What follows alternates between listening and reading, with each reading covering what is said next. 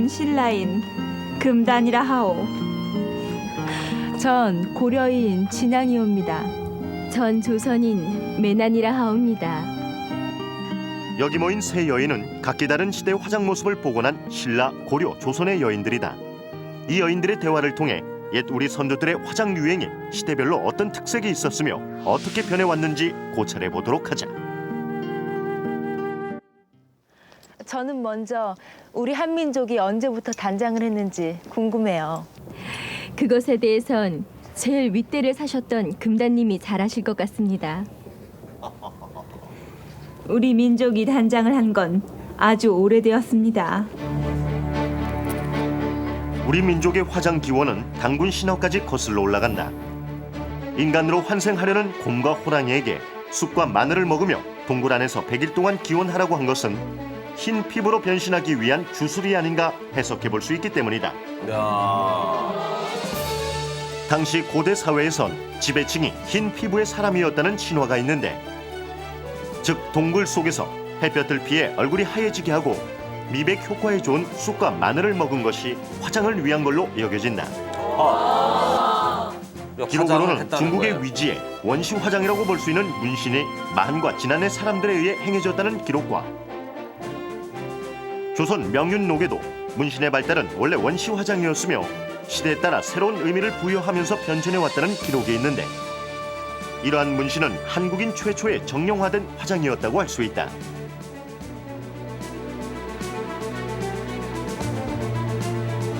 이 밖에도 낙랑 고분에서 분이 출토되고 선사시대 패총에서는 원시 장신구인 목걸이, 팔찌, 가락지, 빛, 비녀 등이 출토된 것으로 보아 그 시대에도 장식에 대한 요구가 존재했음을 알 수 있다.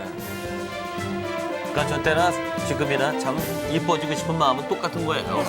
이처럼 단장은 아주 오래전부터 행해졌음을 알 수 있지요.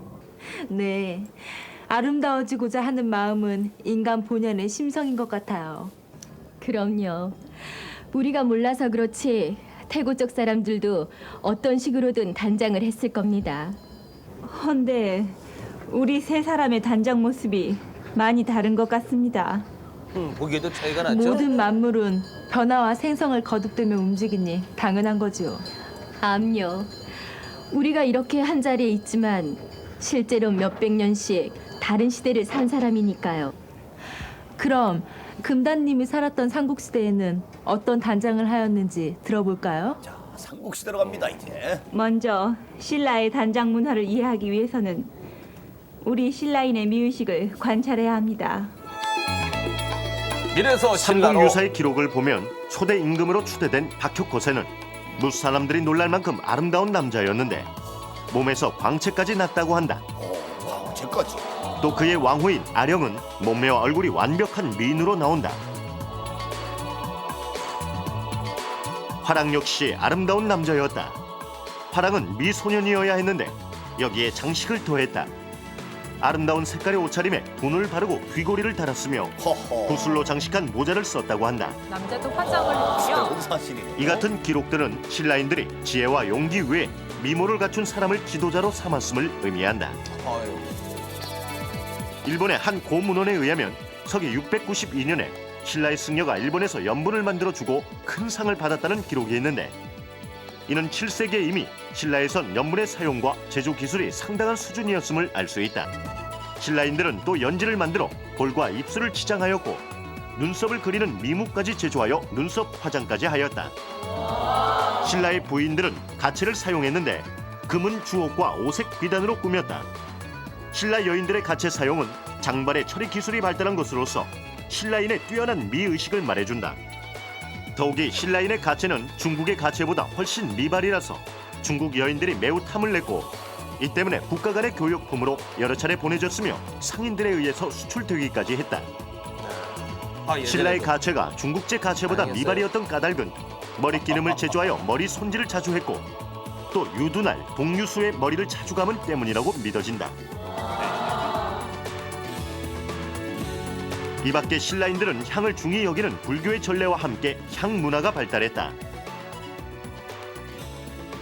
향내나는 물질을 압착시켜 향수를 만들어 썼으며 더불어 향료의 사용이 광범위하게 이용되었다.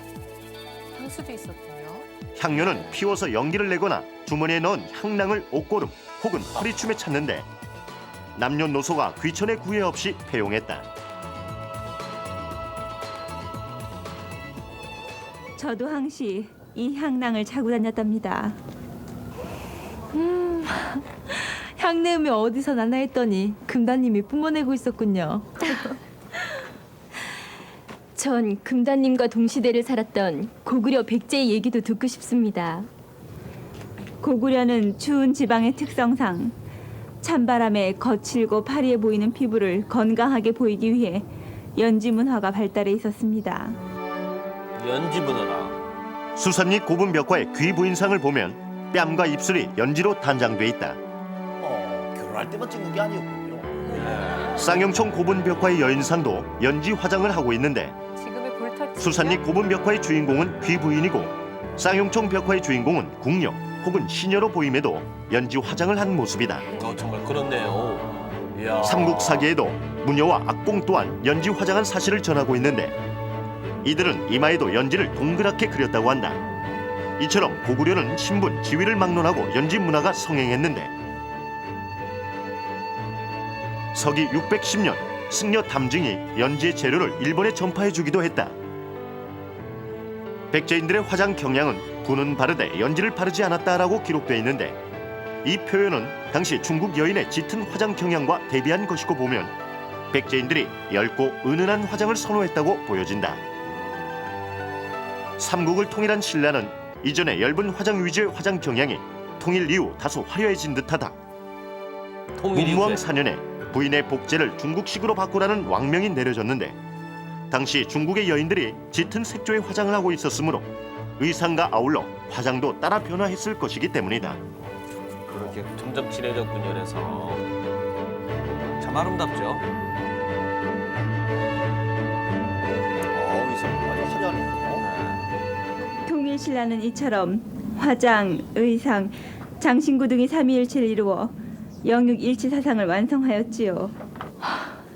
하늘에서 선녀가 내려온 듯하옵니다. 참으로 아름답습니다. 모든 게 화려하군요. 헌데 진양님을 보면 고려로 넘어가선 많이 달라진 것 같습니다. 또 그럼 수수해 보이기도 하고요. 이제 고려 얘기를 들어볼까요? 네, 우리 고려는 신라의 문화 전통을 계승하는 정책을 취하였습니다. 고려의 화장 문화 또한 신라의 발달된 문화가 그대로 이어졌다. 신라의 화려한 화장법은 고려 초기에 제도화한 기녀 제도와 더불어 더욱더 화려하고 짙은 화장으로 이어지게 되는데 그러한 화장을 분대 화장이라 한다.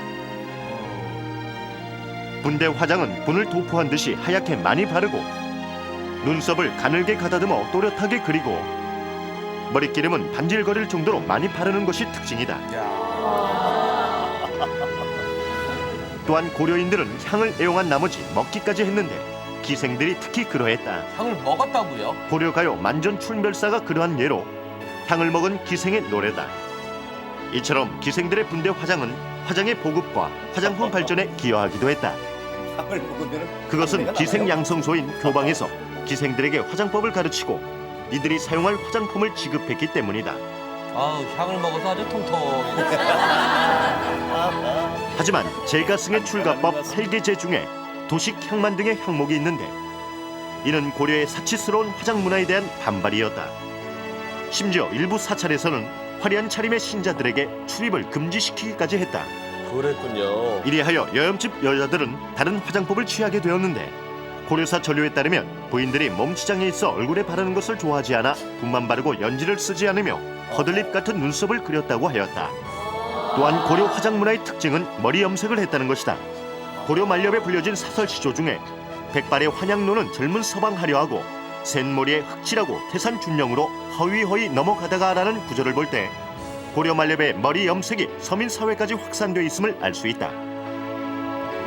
저의 이 머리도 연모를 한 것이랍니다. 그래서 진양님의 머리가 먹보다 더 검어 보이는군요. 저도 시어머님께 연모법을 배웠지만 그게 고려시대부터 행하여진 줄은 몰랐습니다. 자, 그럼 제일 뒷시대를 사신 매나님께 조선의 얘기를 들어볼까요? 네. 전 사실 제일 후대를 살았으면서도 할 얘기가 많지 않습니다. 왜냐하면 거의 집에 갇혀 살았으니까요. 아유, 참 그렇죠. 아니, 갇혀 살다니요. 이해를 못하는군요. 다 남자들 때문이죠. 조선은 국초부터 유교적 사상에 의한 여성의 내외법이 제도화되어 여성의 활동에 엄청난 제약을 가하였다. 또한 외면의 아름다움보다 내면의 아름다움에 더 가치를 두게 되어 여성의 화장이 부덕한 행위로 간주되기조차 했다. 그리하여 여염집 여성들의 생활 화장과 기생, 궁녀 등 특수충 여성의 의식 화장이 고려대보다 더욱 뚜렷이 구분되게 되었고, 여염집 여성들의 생활 화장도 평상시의 청결 위주와 혼인, 연회, 외출 시의 화장으로 세분되었다. 이는 남성들의 이원화된 여성관에도 기인한다. 조선시대 남성들이 이상적으로 추구하는 여인상이 달랐는데, 소실이나 기생으론 옷같이 흰 살결, 가늘고 수납이 앉은 듯한 눈썹, 복숭아빛 뺨, 앵두같이 붉은 입술, 가는 허리를 소유한 팔등신 미인을 으뜸으로 여긴 반면, 며느리나 아내로는 골격이 건장하고 야위지 않았으며 얼굴이 둥그스름하고 완만한 형태, 소위 말해 부잣집 맏며느리감을 선호했다. 이 때문에 조선시대에는 소실과 기생 중심으로 분대 화장이 더욱 성행했고, 여염집 여성들은 깨끗하고 맑은 피부를 간직하려 노력했으며 화장을 하되 본래의 생김새를 유지하는 은은하고 자연스러운 화장을 했다. 그렇다고 해서 조선의 화장품 생산이 위축되거나 화장에 소홀했던 것은 아니며 오히려 화장 개념의 세분화가 촉진되게 된다. 사대부가의 가정 백과라고 할 수 있는 규합 청소에는 여러 가지 두발 형태, 갖가지 입술 연지 바르는 법, 신미요라 하여 10가지 형태의 눈썹 그리는 법까지 기록돼 있을 정도로 화장법이 다양했다. 이 기록은 양반집 교수가 대상이란 점에서 이색적인데, 사람의 인상을 좌우하는 눈썹의 형태를 매우 중요시 여겨 눈썹 화장에 신중했다는 사실은 조선의 미의식이 상당히 뛰어났고 진보적이었음을 말해준다. 또한 의인 소설인 여용국전이 여성의 화장을 국가 정치에 비유하여 권장하고 있고, 화장품과 화장 도구가 20여 종이나 등장하는 점과 숙종 때 화장품 방문 판매원인 매분구가 존재했던 것으로 보아 조선시대 화장품의 생산, 판매가 다양하게 대량 소비되었던 것을 알 수 있다. 이처럼 조선의 여인들도 나름의 방식으로 단장을 하였습니다. 모양과 방법의 차이는 있었지만 미를 향한 근본은 다 같은 것 같습니다. 그럼요.